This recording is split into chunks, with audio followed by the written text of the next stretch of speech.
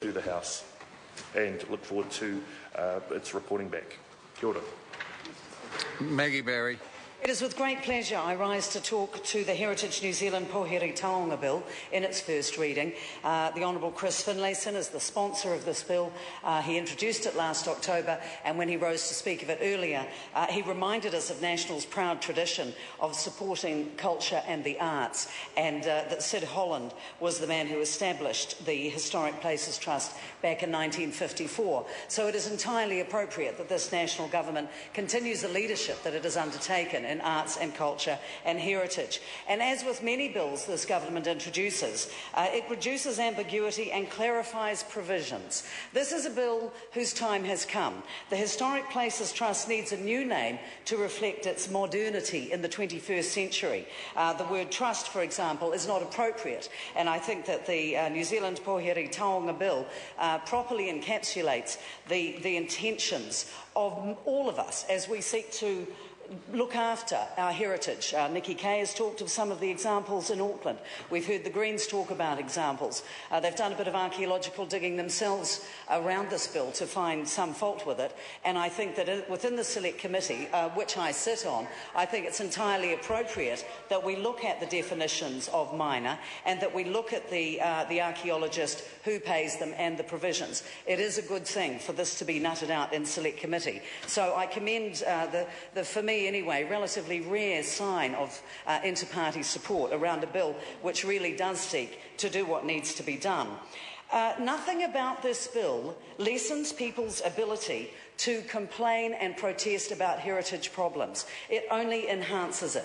The structure is important. There needs to be changes around the regulatory and community advocacy roles. This needs to be done to include and increase the efficiency.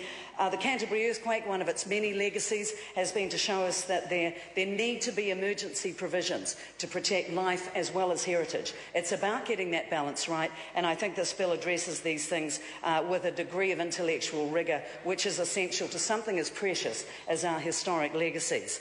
The Treaty of Waitangi clause, which again is a clarification of an interpretation, is also overdue because the new clause includes specific provisions of the Act that must require the level of consultation that will ensure that we have a part in what goes on. I think that the strengthening around the provisions for Māori consultation, the requirements rather than the laissez-faire, let's consult them, but when it's too little too late. That sort of stuff will go by the by.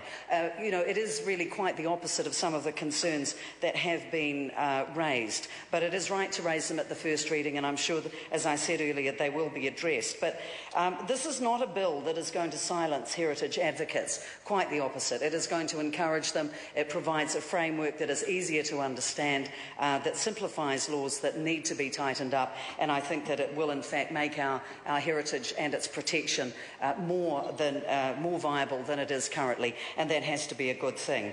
I think the Māori Heritage Council has done a great job. I agree with the Labour Minister, the Labour member that spoke before about the science heritage advocacy role and about the way that in fact the 8-member Māori Heritage Council will be consulted, and I think it is appropriate that that be done, and that it is now a requirement. I think sometimes you can leave people to sort out their own measures, but other times there need to be provision for ensuring that that is done. So without taking too much time on this matter, at its first reading, I'm entirely in support of the Heritage New Zealand Pouhere Taonga Bill and look forward to it coming before the Local Government and Environment Select Committee. Thank you.